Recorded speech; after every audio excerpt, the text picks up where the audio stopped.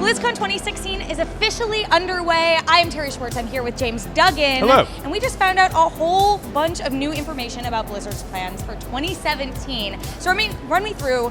We sort of saw some of these coming. That doesn't make them any less exciting. Let's be real. We saw all of them coming for the most part. What to you was the number one most exciting thing out of the opening ceremony? You know, if you follow me on Twitter, @ThuggandDuggan, by the way, you will see that I was visibly apathetic about Sombra. I didn't care. The ARG totally lost me. That being said, when they showed that Overwatch launch day documentary and Sombra hacked her way in, I was blown away. I was like, that's fantastic. Her cinematic trailer looked really cool. She had her own ambitions. She's not just some token evil hacker character. Beyond that, I think the other announcements for Overwatch, 3v3, 1v1 in this like arcade mode and new map is super interesting. They said that's a part of this new arcade mode, which means that we could have a plethora of different things in that arcade mode. Maybe we could have a banned map rotation. Who knows? PvE encounters. The thing that I wanted the most, probably out of Overwatch, is this group PvE encounter kind of akin to Junkenstein's Revenge. We didn't get that, but we got this mode that will facilitate. And what's interesting is it wasn't even just in-game announcements that were really huge. There was another Overwatch announcement that also really blew you away. Sure, yeah, the League, the Overwatch League or Pro League, they're taking a conventional sports approach to esports in a way that hasn't been done before. They have these teams based around cities, they have salaries, they have coaches, they have benefits. I didn't have benefits until like my mid-20s. That's fantastic. These Overwatch players who are really putting their whole careers on the line. Getting in relatively early to this game's lifespan, They're quitting their jobs. They're trying to accomplish their dreams. The fact that there is going to be an architecture that supports that is fantastic.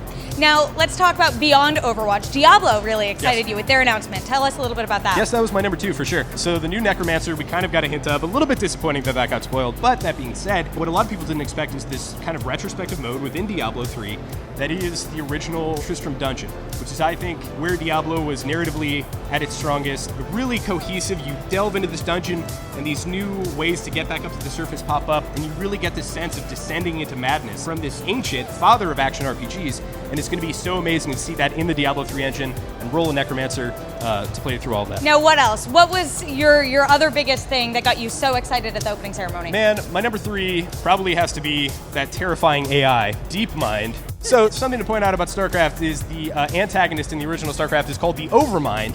So now we have DeepMind, which is actually a real AI, which is going to try and challenge the top Starcraft players, and that's a complicated game. That game I consider to be above my skill cap as a player for multitasking. I can't handle it. The idea that he's going to be able to challenge and beat the best player in the world is exciting and terrifying at the same time, for sure. And we couldn't get away from BlizzCon without some Hearthstone news. What did you think about the new expansion details? It looks really cool. The mean streets of Karazhan. They're introducing new mechanics, which we can expect. And I was actually kind of expecting maybe a new class or inklings of a new class. That didn't happen. That's fine. The Hearthstone team has done a great job of kind of making sure the game is at a consistent pace for competitive play. And it looks like we're just going to be getting very consistent support for that product. So those are the biggest things that got us so excited out of BlizzCon 2016. Make sure to keep it here at IGN for all the latest BlizzCon news. We want to know what got you excited, so let us know in the comments below.